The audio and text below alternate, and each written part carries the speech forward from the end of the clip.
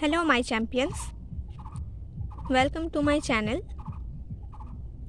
আজকের ক্লাসে আমি পড়াবো ক্লাস 7 এর lesson 4 the beauty of the beast. তোমরা যারা আমার চ্যানেলে নতুন এসছো তারা অবশ্যই চ্যানেলটি সাবস্ক্রাইব করো এবং লাইক এবং শেয়ার করে দাও তোমার বন্ধুদের সঙ্গে, এবং যারা আগে থেকে সাবস্ক্রাইব করে রেখেছো তাদেরকে অসংখ্য ধন্যবাদ। এই পড়ানোর সময় আমি কতগুলো টিপস দেব তোমাদের পড়া মনে রাখার জন্য বা বেটার তোমাদের পারফরমেন্সের জন্য। তোমরা এই ভিডিওটি পুরোটা দেখো।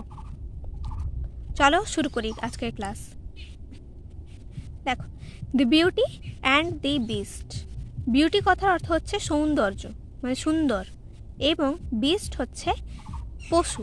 তাহলে দি বিউটি মানে একজন সুন্দরী এবং আর একজন পশু, এই দুজনের গল্প।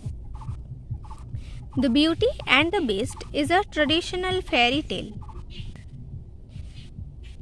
of France and is not authored by anyone specific. এই যে বিউটি অ্যান্ড দ্য বিস্ট, এই গল্পটি একটি ট্রেডিশনাল ফেয়ারি টেল, মানে একটা পরীদের গল্প, ফ্রান্সের। এটা কোনো নির্দিষ্ট কোনো লেখকের দ্বারা লেখা হয়নি। ইট ওয়াজ রিটোল্ড বাই সেভারাল ফেমাস রাইটার্স। অনেক বিখ্যাত লেখকেরা এই গল্পটিকে বারবার বলেছেন। Animation films have also been made on story. এই গল্পের ওপরে অনেক অ্যানিমেশন ফিল্মও বানানো হয়েছে। তোমরা চাইলে ইউটিউবে বিউটি অ্যান্ড দ্য বিস্টের সিনেমাও দেখে নিতে পারো, তোমরা সার্চ করলেই পেয়ে যাবে। চলো এবার আসল গল্পে যাই। ওয়ান্স আপন এ টাইম, এক সময় a wealthy merchant lived in a big mansion. একজন ধনী ব্যবসায়ী তার বড় অট্টালিকায় বাস করত। ম্যানশন কথার অর্থ হচ্ছে বড় বাড়ি বা অট্টালিকাকে বলা হচ্ছে ম্যানশন, আর মার্চেন্ট কথার অর্থ হচ্ছে ব্যবসায়ী। ওয়েলদি মার্চেন্ট মানে ধনী ব্যবসায়ী। উইথ হিজ 3 ডটার্স, তার 3জন মেয়ের সঙ্গে। All of them were very beautiful, তারা সবাই খুবই সুন্দরী ছিল। দ্য ইয়াংগেস্ট গার্ল ওয়াজ বেলে, সবচেয়ে ছোট মেয়ের নাম ছিল বেলে। She was known for her loveliness and for being pure at heart. সে পরিচিত ছিল তার সরল হৃদয় এবং তার কোমল ব্যবহারের জন্য। Her sisters in contrast were wicked and selfish. বিপরীত দিকে তার বোনেরা ছিল উইকেড মানে খারাপ এবং স্বার্থপর। But their fortune soon changed. কিন্তু তাদের ভাগ্য দ্রুত বদলে গেল। The merchant lost all his wealth in a tempest on sea. সমুদ্রে একটি ঝড়ে সেই ব্যবসায়ী তার সমস্ত ধনসম্পত্তি হারিয়ে ফেলল। টেম্পেস্ট কথার অর্থ হচ্ছে সামুদ্রিক ঝড়। So he and his daughters started to live in a small farm house in a village. তাই তিনি এবং তার মেয়েরা গ্রামের একটা ছোট্ট ফার্ম হাউসে বাস করতে শুরু করলো। They had to work hard for their living. বেঁচে থাকার জন্য তাদেরকে কঠোর পরিশ্রম করতে হতো। সাম ইয়ার্স লেটার, কয়েক বছর পর, দ্য মার্চেন্ট হার্ড দ্যাট, ব্যবসায়ী শুনতে পেল যে one of his trading ships had return to port. তার ব্যবসা করতে যাওয়া জাহাজগুলির মধ্যে একটি বন্দরে ফিরে এসেছে। Somehow it had escaped the violent storm. কোনোভাবে ওই জাহাজটি এই ভয়ঙ্কর ঝড়কে অতিক্রম করতে সফল হয়েছিল। ভায়োলেন্ট স্টর্ম মানে হচ্ছে ভয়ঙ্কর ঝড়। Hence the merchant decided to return to the city to discover whether it still contained anything of value. Hence তাই the merchant decided to return to the city, ব্যবসায়ী ঠিক করলো যে তিনি শহরে ফিরে যাবেন। To discover whether it still contained anything of value, যে ওই জাহাজে কোনো মূল্যবান কিছু আছে কি না দেখার জন্য।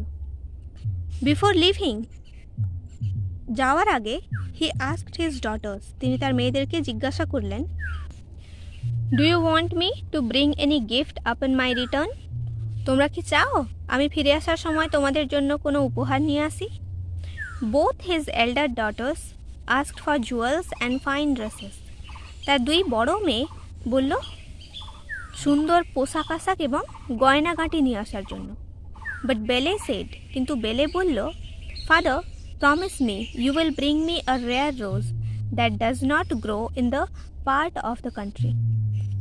ফাদার, বাবা, প্রমিস মি, আমায় প্রতিজ্ঞা করো, you will bring me a rare rose, যে তুমি আমাকে একটা অতি বিরল গোলাপ এনে দেবে। রেয়ার মিন্স বিরল, যা পাওয়া যায় না সচরাচর।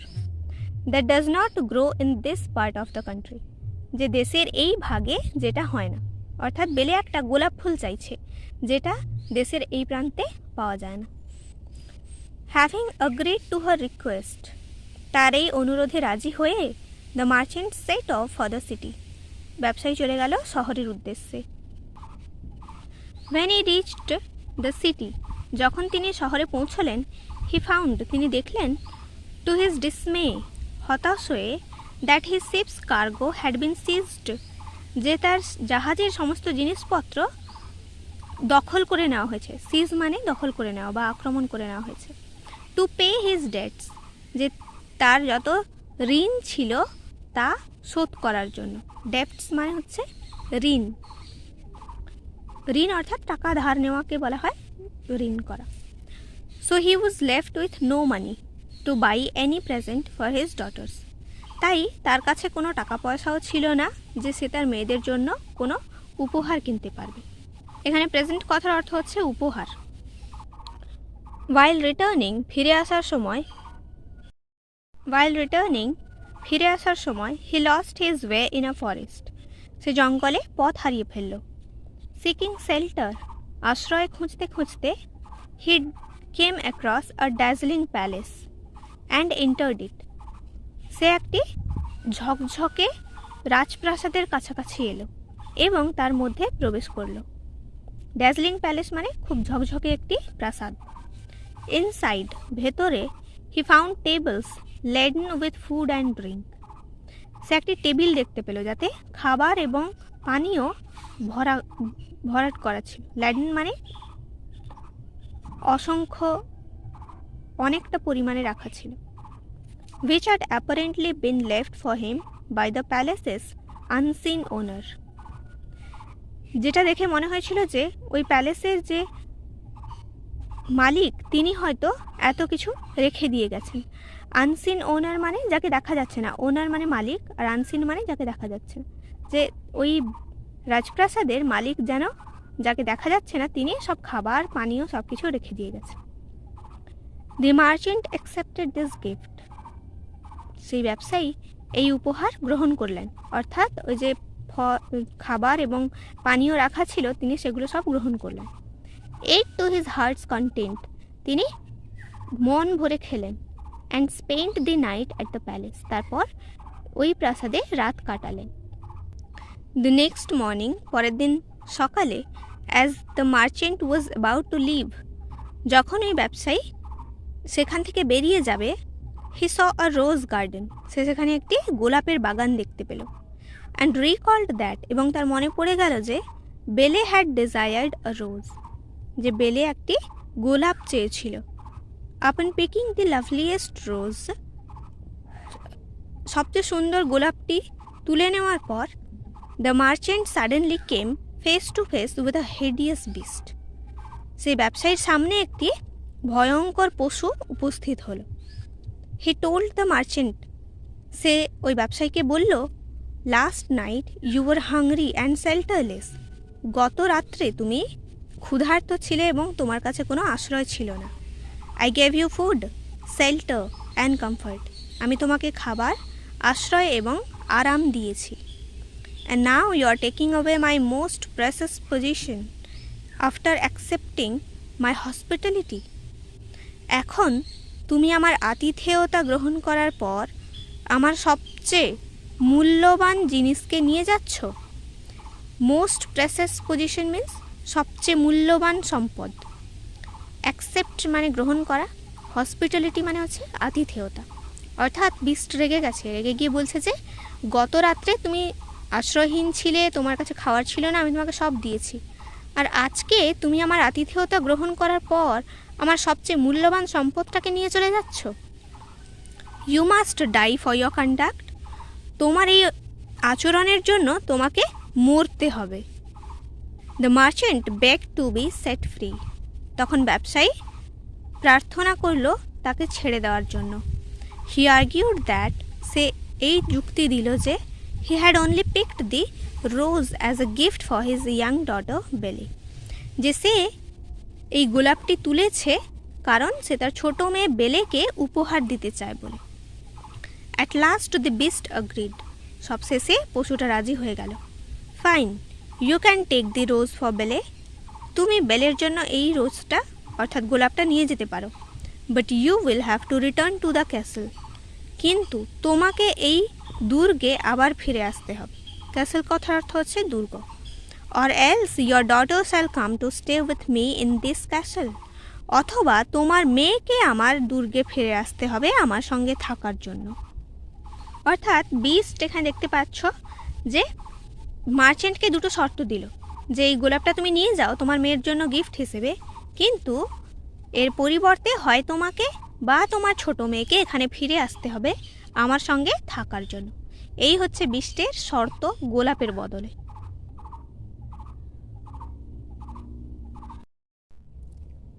দি মার্চেন্ট ওয়াজ আপসেট, ব্যবসায়ীটি হতাশ হলো বা দুঃখিত হলো।